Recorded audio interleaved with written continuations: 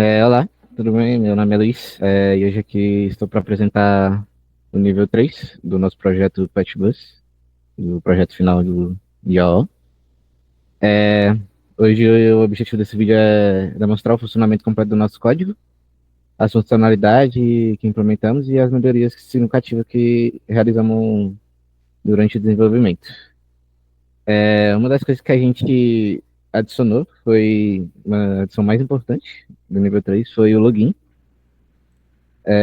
e controle de acesso robusto, que atende diretamente a um dos requisitos do nível 3. Esse sistema garante que apenas usuários autenticados possam acessar a funcionalidade principal do Patbus e que certas áreas sejam restritas a perfis específicos, como o administrador. Bom, a autenticação de usuário, o processo de login é gerenciado pelo Alt-Controller, que interage com o modelo usuário. É importante notar que as senhas são armazenadas de forma segura, utilizando o hash SHA-256, e a verificação é feita comparando o hash da senha fornecida com o hash armazenado, tipo, garantindo a segurança dos dados, né? Os perfis do usuário, nosso sistema suporta diferentes perfis de usuário, como o admin e veterinário.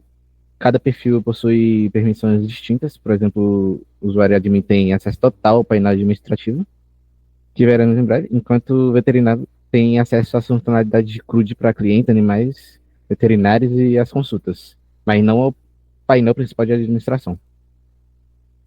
As páginas restritas, para proteger nossas rotas, criamos decoradores personalizados, arroba login underline recruit e o admin underline recruit, que estão no arquivo routes.py. O login recruit garante que a rota só possa ser acessada por usuários logados.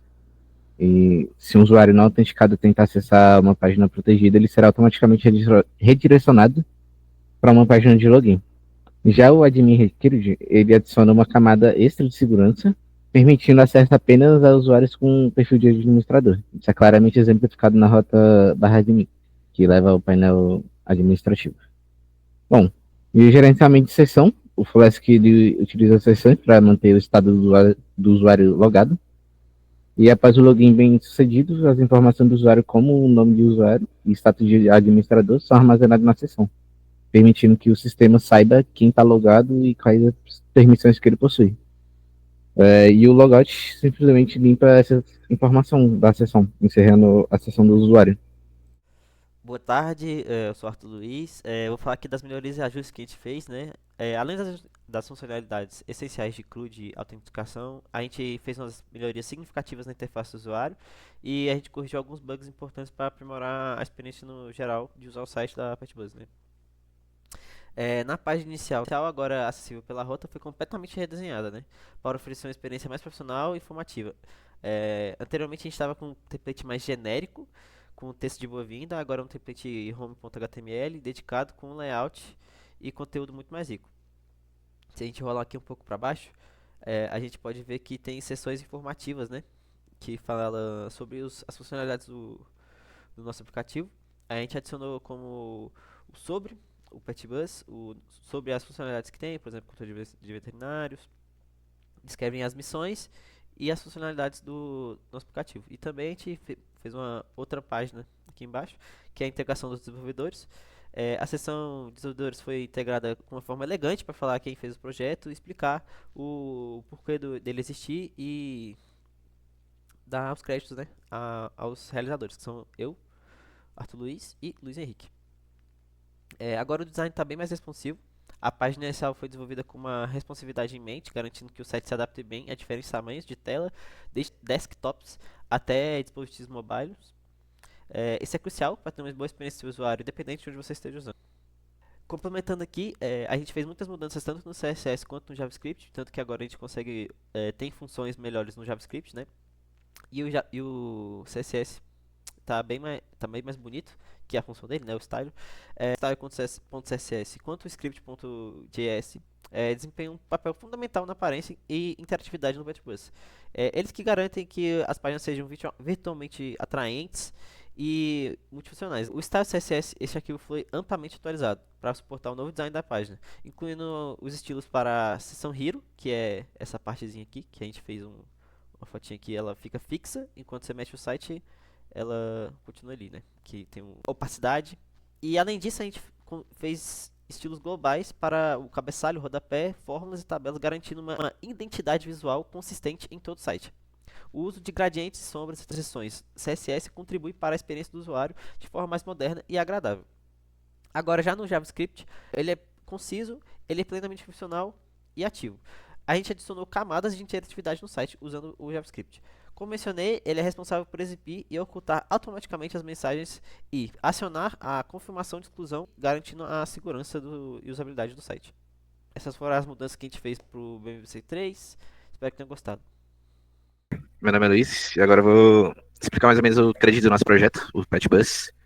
Bom, a gente está seguindo o padrão MVC, que seria Model View Controller, com algumas adaptações. Bom, a gente tem a parte models do thread, que seria o animal.py, cliente.py, veterinário, enfim.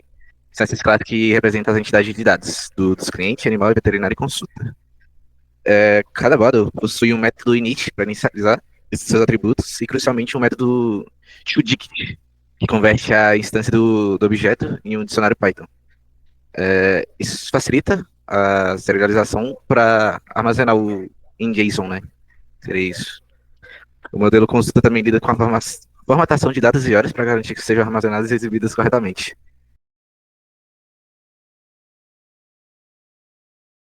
Agora eu vou falar sobre o database. Essa classe gerencia a persistência dos dados. Basicamente, ela escreve um arquivo db.json, que está localizado na pasta data, database.load. Carrega todos os dados do JSON para a memória. Se o arquivo não existir, ele inicializa com uma estrutura básica de listas vazias para cada tipo de entidade. Database.save. Ele basicamente salva o estado atual dos dados, que seria a lista de cliente, dos animais, veterinário, a consulta também, né? De volta para o arquivo db.json. Bom, agora o controllers aqui reside a lógica de negócios para cada entidade, né? Seria cliente, controller, animal controller. Cada controller possui métodos estáticos para a operação do CRUD. E aí, tipo, ele é responsável por ler todos os registros de uma entidade. Tem um adicionar, que executa a operação de criação, adicionando um novo objeto na lista apropriada de bancos de dados e salvando ele.